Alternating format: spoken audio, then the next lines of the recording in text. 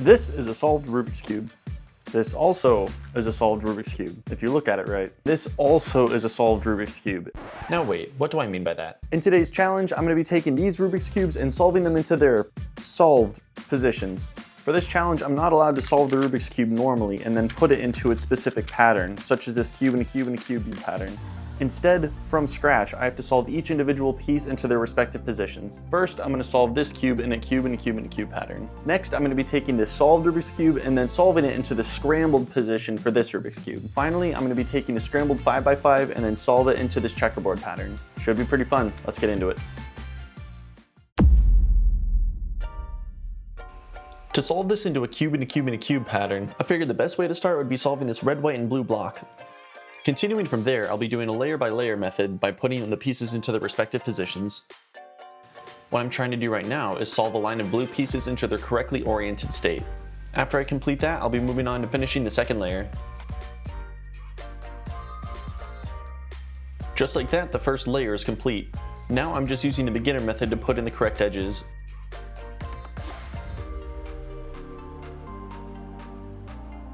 I'm finishing up the last edge right here, and there it is. Time to start on the last layer. For me, I found that when solving the last layer, it's easiest to do the edges first and then work on the corners individually. At this point, it gets really hard to visualize what exactly you're trying to do, so it slows down a little bit. Right now, I have the orange, yellow, and green blocks in the correct position. I just have to make sure I don't mess those up when getting the rest of them.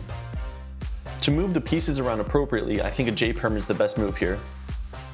Now I have all the pieces in the right spots, it's just a matter of orienting them properly to finish the cube.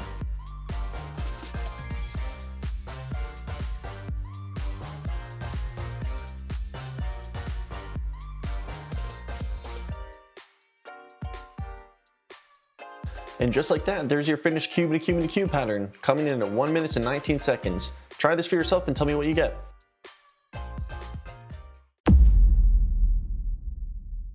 Next, I'll be taking a solved cube and solving it to this scrambled cube. For this solve, it's going to be even harder because I'm going to have to put each individual piece into their respective places. There's not necessarily any pattern I'm following, so it's going to be a lot more tedious to solve this cube. I'll speed up the video in between each layer that I complete and then do a little check-in.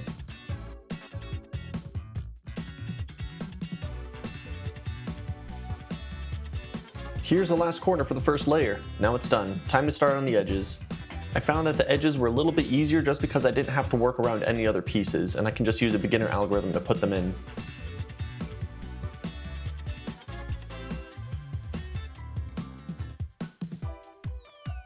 Alright, here's the last edge. There we go, time to finish up the last layer. Similar to the cube and a cube and a cube solve, I wanted to get the edges first and then work individually on the corners.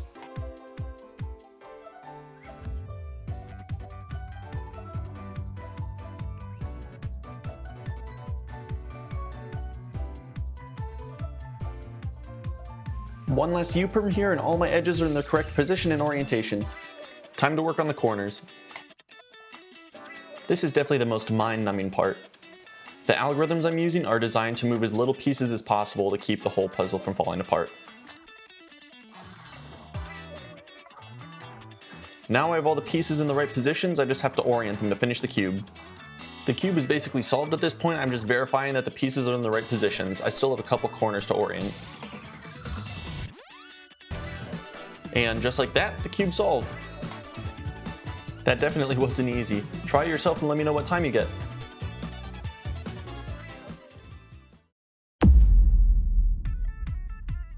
Finally, we have the 5x5. This may be the most challenging.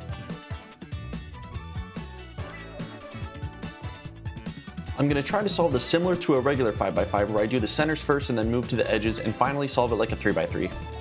I'll post all of the full solves on my secondary channel if you want to see the raw, uncut versions.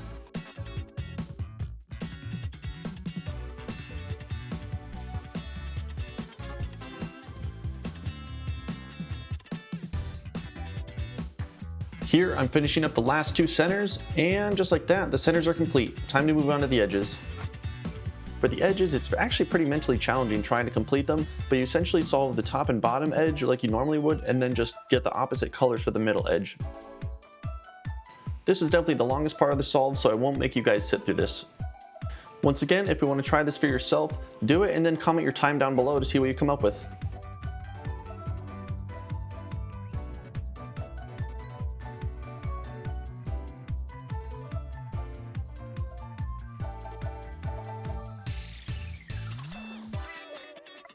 The edges are all complete. Now I'm just verifying to make sure everything's in place before I start solving it like a 3x3.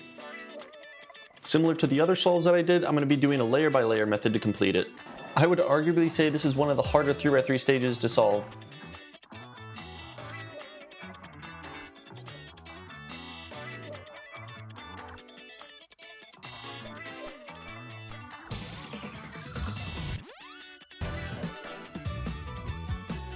Here, I'm almost finished up with the second layer.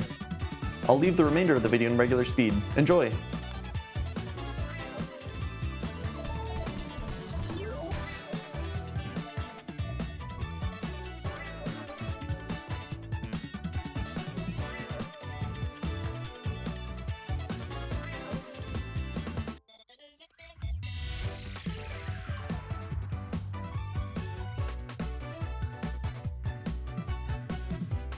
And just like that, the solve's done, and it only took 5 minutes and 12 seconds, basically. Thank you guys so much for watching. Be sure to like, comment, and subscribe for more videos like this.